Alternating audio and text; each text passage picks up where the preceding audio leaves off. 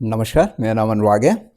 Lab report बताऊं, उससे पहले मैंने हेल्दी फाइमी वे कंपनी के वे पाउडर के बॉक्स पे हलाल सर्टिफिकेशन का एक लोगो नोटिस किया which is religious in nature. So हमारे जो मुस्लिम कम्युनिटी मेंबर्स हैं, मैंने उनसे डिस्कस किया और ख़ुद भी नेट पे थोड़ा पढ़ा इसके बारे में। सो आई गॉट टू नो कि एनिमल को कैसे स्लॉटर करते हैं, एनिमल को कैसे काटा जाता है, वो डिफ़ाइन करता है कि फूड हलाल है कि नॉन हलाल है। बट वे प्रोटीन एक वेज प्रोडक्ट है, सो इस पे हलाल सर्टिफिकेशन का लोगो होना मुझे लॉजिकल नहीं लगा। तो मैंने क्लैरिफिकेशन के लिए हेल्दीफाई मी वे कंपनी को कांटेक्ट किया।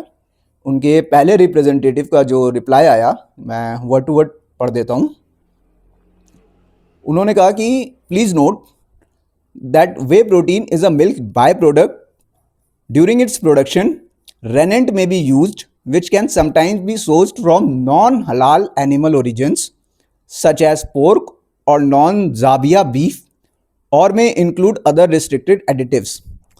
Halal certification ensures that the rennet used is microbial, plant-based or derived from halal slaughtered animals and that the product is processed without any cross contamination. ये reply मैंने 2 बार पढ़ा क्योंकि इसको पढ़ के ऐसा लग रहा है कि दे आर सेइंग कि इस वेज प्रोडक्ट में शायद नॉन वेज इंग्रेडिएंट भी यूज़ हुआ होगा। तुरंत ही मैंने फॉलोअप मेल इनको किया इसको क्लैरिफाई करने के लिए। तो उनकी टीम लीड से मुझे रिप्लाई आया। उन्होंने पहले तो ये क्लैरिफाई किया कि प्रोडक्ट पे हलाल सर्टिफिकेशन का लोगो है बट इंग्रेडिएंट्स प्योर वेज हैं।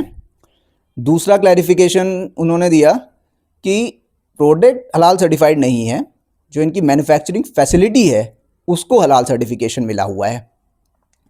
थर्ड, इन्होंने ये भी मेंशन किया कि इनके पास सिर्फ हलाल सर्टिफिकेशन नहीं, FSSAI, ISO एंड GMP के सर्टिफिकेशंस भी हैं।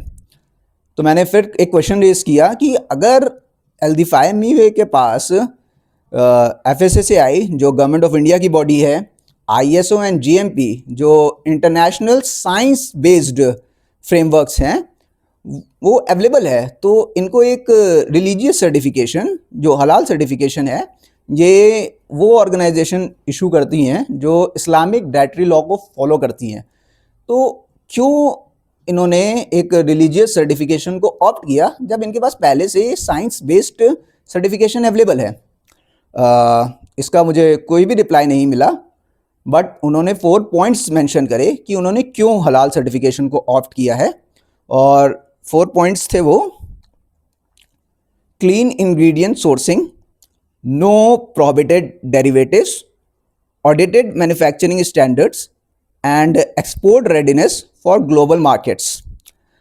तो मैंने फिर से वही क्वेश्चन रेज किया कि जब कंपनी के पास FSSAI का लाइसेंस है, they are following ISO and GMP industrial standards which are science based, और इन चीज़ों से इनके जो भी ये 4 पॉइंट्स इन्होंने मेंशन किए हैं वो सेटिस्फाई हो रहे हैं, तो क्यों इनको हलाल सर्टिफिकेशन की एक वेज प्रोडक्ट पे ज़रूरत पड़ी? इसका भी कोई रिप्लाई नहीं दिया इन्होंने। जो 4th पॉइंट था इनका एक्सपोर्ट के रिगार्डिंग, वो मुझे फिर भी लॉजिकल लगा, क्योंकि अगर कोई मेजर मुस्लिम कंट्री को एक्सपोर्ट हो रहा होगा प्रोडक्ट, तो वहाँ के मुस्लिम पॉपुलेशन का बिलीफ है कि वो चाहे वेज हो चाहे नॉन वेज हो, हलाल सर्टिफाइड प्रोडक्ट को ही प्रेफर करते हैं। बट देन अगेन फिर से वही क्वेश्चन आता है कि अगर ये उन मुस्लिम कंट्री के लोगों का वे ऑफ लिविंग है तो सिर्फ एक्सपोर्ट वाले प्रोडक्ट्स पे हलाल सर्टिफिकेशन होना चाहिए, डोमेस्टिक पे क्यों है? उनका वे ऑफ लिविंग मेरे ऊपर क्यों इम्पोज किया जा रहा है? इसका भी कंपनी ने कोई रिप्लाई नहीं दिया। हाँ, उन्होंने एक जेनरिक स्टेटमेंट था, वो ज़रूर कहा कि उनका प्रोडक्ट सभी लोगों के लिए इक्वली अवेलेबल है। अब इस कॉन्वर्जेशन का कंक्लूजन यही आ रहा है कि मुझे ऐसा फील हो रहा है, क्योंकि जो हलाल सर्टिफिकेशन है वो ऑर्गेनाइजेशन इशू करती हैं जो इस्लामिक डाइटरी लॉ को फॉलो करती हैं, कि किसी और फेथ का वे ऑफ लिविंग मेरे ऊपर इम्पोज किया जा रहा है। बट हमारी कम्युनिटी में बहुत सारे मुस्लिम फेथ के मेंबर्स हैं एंड बहुत सारे अदर फेथ के मेंबर्स भी हैं जो इस सर्टिफिकेशन से कंफर्टेबल होंगे।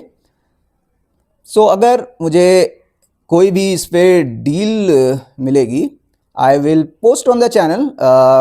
सबका पर्सनल डिसीजन होगा क्या करना है। एंड मुझे ये इंफॉर्मेशन पता चली, मैंने पहली बार नोटिस किया कि किसी वेज प्रोडक्ट पे हलाल का logo. So I am just informing you all that. And now let's look at the lab report. इसका एक सील पैक बॉक्स ओपन किया। जो जितना भी हमें क्वांटिटी लैब को भेजना होता है, इसी सील पैक से हम लोग एक ट्रांसपेरेंट पाउच पे ट्रांसफ़र कर लेते हैं। ट्रांसपेरेंट पाउच इसलिए यूज़ करते हैं ताकि लैब को भी ना पता चले कि ये किस कंपनी का प्रोटीन पाउडर है। पाउच में पैक करने के बाद इसको बॉक्स में डाल लिया। बॉक्स में डालने के बाद इसको अच्छे से सिक्योर करते हैं। पूरा टेप लगा दें। थोड़ा सा टाइम लगता है टेप लगाने में, टाइम टेकिंग प्रोसेस है। टेप इतना ज़्यादा इसलिए लगाते हैं ताकि बॉक्स सिक्योर रहे। अपना एड्रेस लैब का बॉक्स के ऊपर फिक्स कर दिया और उसको भी अच्छे से पेस्ट कर देंगे। और अब यही बॉक्स हमारा जो रेडी हुआ है ये लैब को चला जाएगा और एक ब्लाइंड टेस्टिंग का रिज़ल्ट आएगा। मैंने इंडिया की एक बहुत बड़ी लैब से इसका टेस्ट करवाया and protein content on dry basis detect हुआ 80.08 ग्राम्स पर 100 grams. Protein content dry basis पे 80.08 ग्राम्स पर 100 ग्राम्स। मॉइस्चर कंटेंट भी मेंशन्ड है। अगर किसी को एज इज बेसिस पे कैलकुलेट करना है तो उस वैल्यू के थ्रू कैलकुलेट कर सकता है। सो जिन भी मेंबर्स ने डील को बाय किया था, एंजॉय। बाकी जो डील्स हैं उनके सैम्पल्स भी लैब में हैं और जैसे जैसे रिजल्ट्स आते रहेंगे मैं अपडेट करता रहूँगा। So make sure you subscribe to the YouTube channel.